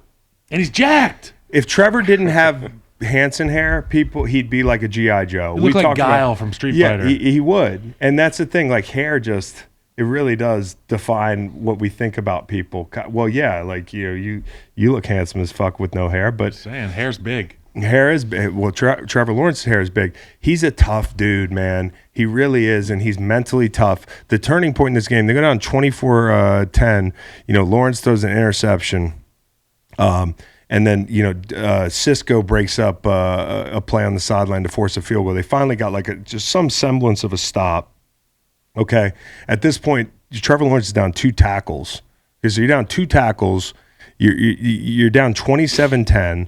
And then immediately, what does he do? He rolls right and hits Zay Jones on that beautiful ball that travels 50 yards in the air. I don't know, the dude's playing 10 yards off and still gets mossed by Zay Jones. And then Jenkins picks off Prescott. I don't know if his arm got hit on that throw, but it just didn't come out right. And then you get the next touchdown throw from Lawrence, which was great too, because Micah Parsons goes power inside and his body slams into Lawrence so hard, but he just delivers a strike. So now they're up 27-24. And then he's got that beautiful ball to Christian Kirk to and set that's up the a Jones shitty feeling touchdown. as a rusher, Chris, right? When you get home, you hit somebody and the ball's out. And then you hear the cheers. And it's like, fuck. You hear the cheers, I man. wasted a win. You're like, damn. But, Dak had an opportunity here to win the game, and he did for them. He drives them back down, scores with 3 minutes to go. The Noah Brown touchdown was a heroic play, dude. Think about that play. Do you remember that play? Trayvon Walker runs right through Tyler Smith. Dak spins right off him. It's a shame, that these ad companies have to pay the NFL so much money to get this footage, because there's your mattress commercial B-roll right there. That play. Put him to sleep. Oh no, it's just such a beautiful play. It was like a commercial play. It was the kind of play in when they have the actors in pads. And you're like, who's Dak Prescott playing against? Yeah. That was like that play. It was a great play. And so, again, Dak Prescott deserves a lot of praise for how he played in this game. They should have won. They should have won this game. But Lawrence has a chance with 1:30 to go, and he fumbles, right? And you think that's it. And he's trying to be a hero. And he's in the zone so much that he's not really thinking about the ball. He's just going out there with reckless abandon, and he fumbles. And you're thinking, it's a big lesson for him. He'll learn from this. He came up just short. This is how teams grow. But they get 2 stops. And then on 3rd and 10, I thought this was, Mike McDaniel, Mike McCarthy, all these fucking Irish Mikes. Mike McDaniel's the wise guy at the door at the Irish pub, and Mike McCarthy is the guy who strangles you when you owe the people money. Yes, the hitman, the henchman. Yeah. He just strangles the fuck out of you. And then somewhere the coordinator from the Wink Martindale's in the same bar. Oh, Wink Martindale's back there just playing pool or something. He does prostitution. Yeah. He's the guy running the prostitution wing and the poker game. Yeah. So all these Irish coaches of America, but they get 2 stops. Okay, so they use 2 timeouts, stopping the clock there, and Dallas decides we're gonna throw on 3rd and 10. Okay. There is how much time left at this point? I mean, there's under a minute 15. I was gonna say 1:30. So you have a chance if you just run the ball to force them to take a timeout. They're gonna get the ball back with no timeouts. With less than a minute. Pay attention, because they're gonna need that timeout. And instead of giving them an opportunity, hey, let's throw a completion that the ball doesn't hit the ground. And maybe we're short, but they got to use a timeout. They go for it all. It's incomplete. And that absolutely kills them. It absolutely kills them, because you get the ball back. There were a couple things with the clock here. You lose 5 seconds on the completion to Kirk with 45 seconds. It was a bizarre thing, because Kirk caught the ball, he hits the ground, and he's waiting for them to blow the whistle. They didn't blow it dead. They didn't blow it dead, and Dallas smartly kind of stands there, and he has to get back up and get tackled. That's 5 seconds there. That's really smart football. Yeah, it is. And then 17 seconds left. I thought Ingram had the play of the game. Okay, Ingram saved them here. Okay, quite literally. So you got 17 seconds left. You hit Ingram. He catches the crosser between the hash and the numbers. So, a football field's 53 yards wide. So I don't know how far that is between the hash 26 and a half, 27. Yeah, it's so he's contacted immediately as he catches the ball. For 50, 60 feet, he's getting tackled, and he will not go down. And it was one of the most bizarre sequences, him getting out of bounds, seemingly, but them calling him inbounds, and that was bullshit. And then Jacksonville having to burn that timeout. But I thought I was like, there's no way they're going to get this right. They get the call right, and they give him the timeout back, which they're going to need, right? Because they hit Zay Jones to set up a field goal, and they use the timeout. Yes. So Evan Ingram saves them the game, dude. I mean, that was and big throws. But Evan Ingram, if Evan Ingram doesn't extra effort. That's it. Yeah. No, but physically, they can't win the game if he doesn't do that. Yes, extra effort. So it's just so many incredible things happened at the end of this game. With all the sports that went on this weekend that was just bananas, this game gets lost in the shuffle a little bit. This was an amazing, amazing football game. And of course, you get the field goal to send it into overtime, and then Jenkins picks off Noah Brown. They might have missed a block in the back on Dak. Can you pull that interception? Oh, I didn't see that.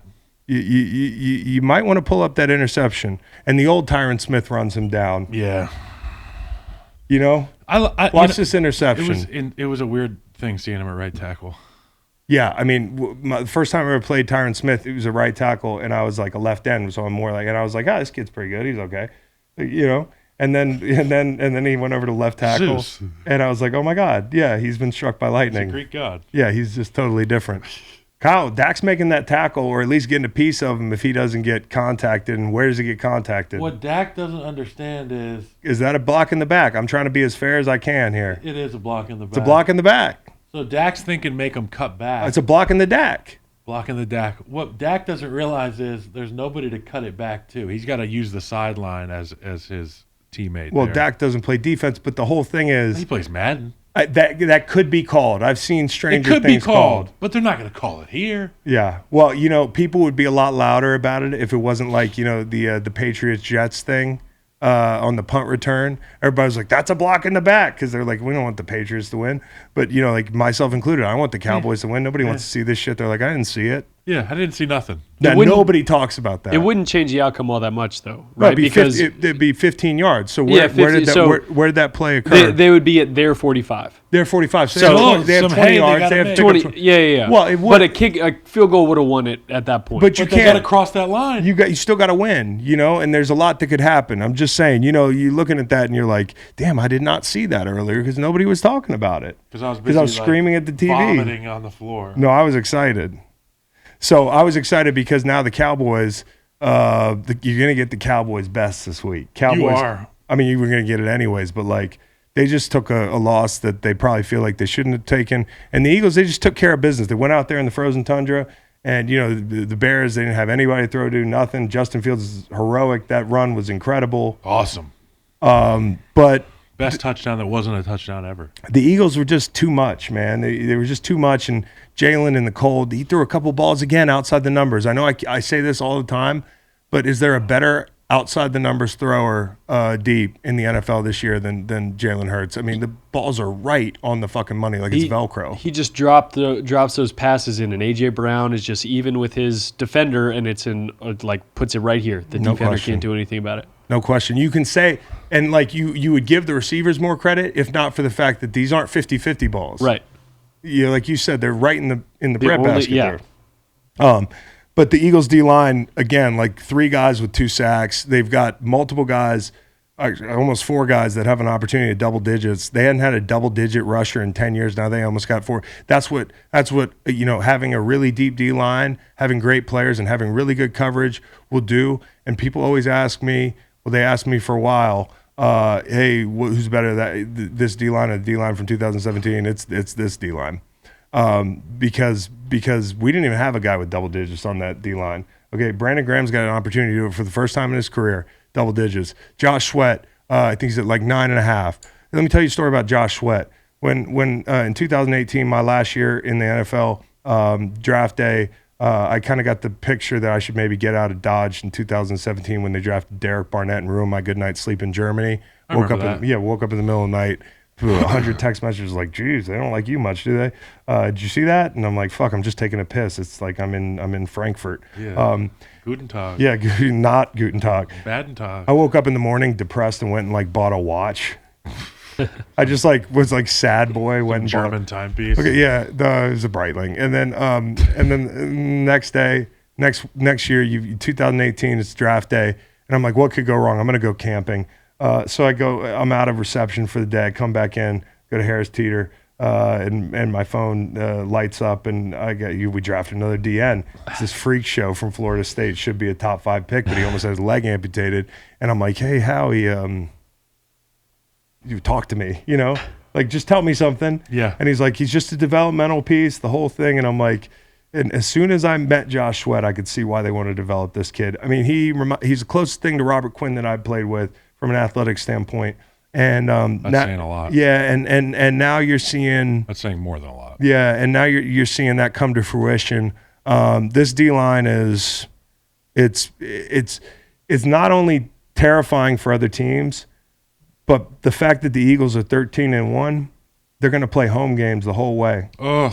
And so, the Lynx rocking, these guys, there's fucking 18 of them, and they're all coming. Yeah, when one comes out to get a blow, the guy that's coming off the sideline to come in for him is more often than not in the NFL a huge step down from what you were playing with the starter. But with the Eagles, it's like, there are no free downs. And that's the way Howie's drawn this thing up. And, Howie, he's had misses, but the things that he's had misses in this respect too, like trying to overcrowd a D-line room. It's not always adding the right pieces, but he has hit this year out of the park. They've done it through development with Josh Sweat. They've done it by keeping veterans like Brandon Graham. There were people that wanted Brandon Graham to move on. He had an Achilles. They wanted Fletcher Cox. Some people wanted Fletcher Cox gone. Fletcher Cox has remained an important part of that group. They brought in Hassan Reddick. Who's been a revelation. He's been a revelation. And nice. And then they've had the Reddick revelation, and they brought in depth. They brought in run stoppers. Everybody has different roles. You've got Hargrave, the whole thing, dude. So the engine of this team is the D line and the O line. They're the two best lines in the league. Yeah. And you saw him. Justin Fields had that big run yesterday to set up their touchdown, and then the D line was like, "Enough of this. We're not doing this anymore." And then it was like it was sack, after again and again. They didn't want to see that anymore. Justin Fields running by him. It's fucking awesome, dude. They're a great group. So this week's going to be great. I don't know what's the line. Cowboys 1.5. Okay, it's going to be and you get 3 at home. So what they're saying is the Eagles are a slightly better team. I think the Eagles quarterback is better. I think the Eagles D line is better. I think the Eagles O line is better. I think the Eagles receivers are better. The edge for me is it's the spot for the Cowboys. If there's any edge for the Cowboys, is they're coming off a loss. Their backs are against the wall. Not they're not going to get in the playoffs, but they need to win this game. They're not going to win home field advantage. But they probably have. Is there anybody breathing down their neck from a playoff seeding? So they don't need to win this game. No, they don't. So they don't have an edge. They just hate the Eagles. They're kind of locked into a first-round matchup against the worst division winner gets the best wild card team, which is going to be the Cowboys. Which to me, like, I know Tampa's had injuries since week 1, but that didn't look great for the Cowboys. And the Cowboys are a little bit different on the road than they are at home. I think the Cowboys would be favored. I was talking to some guys online, so that's my evidence, but by 4.5 on the road at Tampa. I might take Tampa not to win that game, but definitely to cover and to make that a tough ball game. That defense could give them headaches. So there will be an important 4-minute in that game. Yes, it'll come down to a 4-minute. Something's So people scoff at the Bucs, and I've said this all year. Like the Bucs are cooked, but they can win a home playoff game. They're cooked. So let's get into the mentions and get out of here, Kyle, because I got to go fucking spend some of this Cash App money. Best plane ride, Chris. I got to go with the Cincinnati Bengals. Nice. They get an opportunity to take a nice little winter trip down to the warm weather. It looks Sunshine beautiful, State. too, the shots. I fucking love playing in California, Arizona, and Florida. If I could do my career again, I'd try to play for one of those, one of the teams in those states. Yeah, never flight. Never quite made it. They didn't bring me. Huge second half for the Bengals. Big momentum boost. They beat the GOAT, who's not dead yet. Worst flight's got to be New England. Worst flight has to be New England. Worst flight is probably New England, but I want to throw Elon Musk in the. Where was he? He was in Qatar with Jared Kushner, and somebody told him you got to step down at Twitter, and then he was like, "I'm putting a poll out there, but do you want me to step down?" And what was the poll results? It was like yes is leading at 60%. Yeah, wow. And then he's had a couple weeks. I know that some of you guys are like Elon fanboys, and this isn't hanging with Jared Kushner is the least annoying thing that Elon Musk's done in the last month. This is not entirely political for me. I just think the guy's a goober. Yeah. You know what I mean?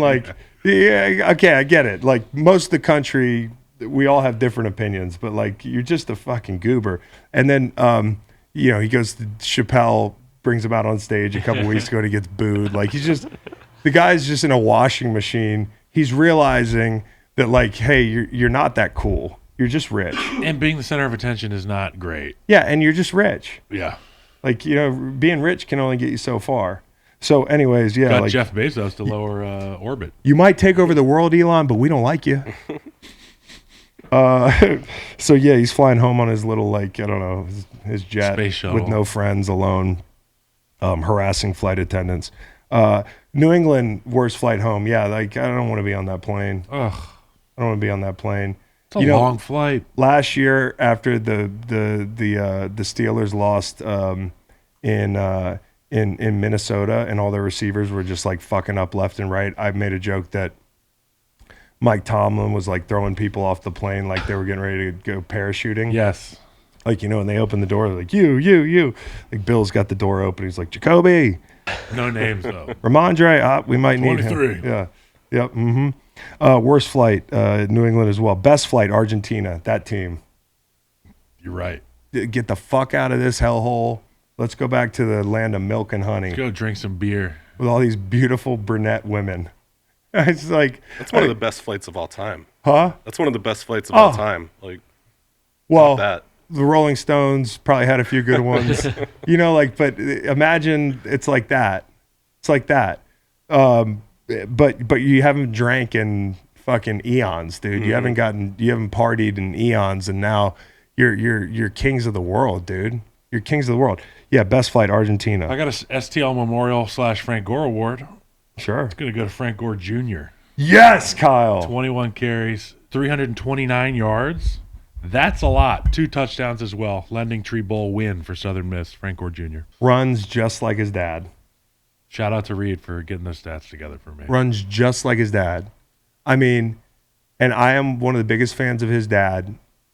Like, he was incredible on the field. Yeah, no, Frank Gore Jr. is a beast. I do root for second generation guys. I know a couple of them. I love nepotistic. Oh yeah, family trees. Nobody's gonna say that's nepotism, right? Okay. God, thanks for saying it. I said it. All right. So Hollow Man, it's an easy week for Hollow Men. Jacoby Meyer, throw him in. I mean, he's the hollowest Hollow Man. But I also want to say this. There was if you watched the Jackson State game, they were playing North Carolina Central. This is Deion Sanders' last game as the head coach at Jackson State. It's like basically like it's got to end perfectly. It's got to end and it's third down. They have a chance to tie the game in double overtime or whatever it was. Sanders throws the ball to a tight end who happens to be a Caucasian guy, and he drops the ball.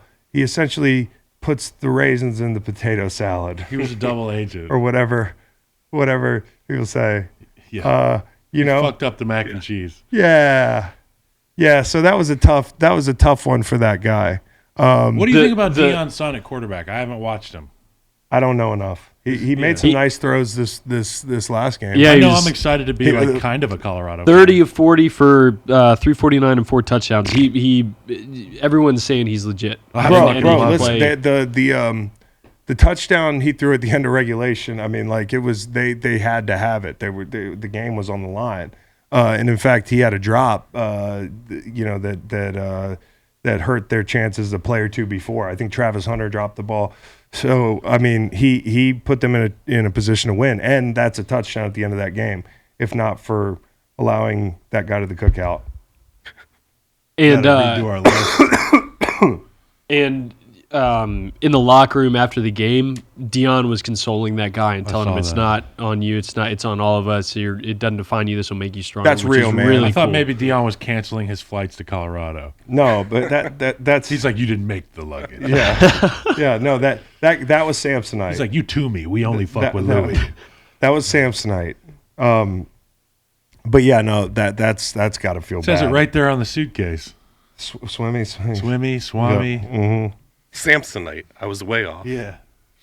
Viewing party. I want to go with. I want to know on Saturday how Joe Thomas was feeling watching that game with the Colts, because remember he had that big impassioned diatribe, which I think was correct. Maybe a little too much dip on the chip, but he was correct in spirit about the process and how Jeff Saturday cut the line. And Rob Chudzinski. Chud? What? That name. And so, what, is just out of nowhere? He was talking about him. Chud? I live next to a Chudzinski. Yeah, And so I want to know what Joe Thomas is thinking as that lead's just disappearing. Is he like, yes? Yeah, he is. Yeah, he is. And same thing with Frank Reich, because Frank Reich had the biggest comeback in NFL history. Did you know that, Kyle? It was the Buffalo Bills against the Oilers in the playoffs. They came back from like 32 down in 1993. And so they beat them by a point. Oh yeah, I did know this. Yeah, and so Frank Reich, obviously the coach that, and Sirianni, if Sirianni's comments on Frank Reich, this is for Frank Reich. Yeah, if that's any indication of the temperature there, like I'm sure Frank is not real pleased about getting replaced by Jeff Saturday, who's put in zero work as a coach in the NFL. And we love Jeff Saturday, the guy. In some ways this was an offer he couldn't refuse, I guess some people would say, but I wouldn't have turned it down. Yeah, I mean, so coach 6 games. Yeah, no expectations. You're not afraid, are you? No, not at all. Not at You're all. hired. Hollow Man, Jeff Saturday. Yeah, well, you got Hollow Man. Yeah, Jeff Saturday, bro. All right, so I just want to know what Frank Reich was thinking. I want to know what Joe Thomas was thinking. And Bill Cowher, it reaffirms what he was saying. Yeah. He had some fucking things to say about the old Jeff Saturday. Yeah. I love Coach Cowher, dude. Yeah. I walked up to him yesterday and I was like, you were right. And he was like, he put his hand. He just was like, that's so awesome. That's so great that you get to hang out with Bill Cowher. Bill Cowher, Phil Simms, Boomer Esiason, Adam James Shine. Brown, all these guys that we watch on the weekends. I get to see these fuckers before work. They're awesome. That's cool. That's cool. Bill's cool, huh? The best. Yeah. I would have loved to play for Bill. Yeah, hell yeah. Fuck yeah. You guys got any fly on the wall or Bevel Conway award? I have a fly on the wall. My fly on the wall, as we alluded to earlier, was Roger Goodell picking up the red White House phone and calling the people in Las Vegas and saying it was a touchdown. Let it stand. I saw it. I was sitting in my recliner. Saw it. My infamous recliner. Speaking of red phones, why aren't remote controls red? I lost my remote control 12 times this week in my lair.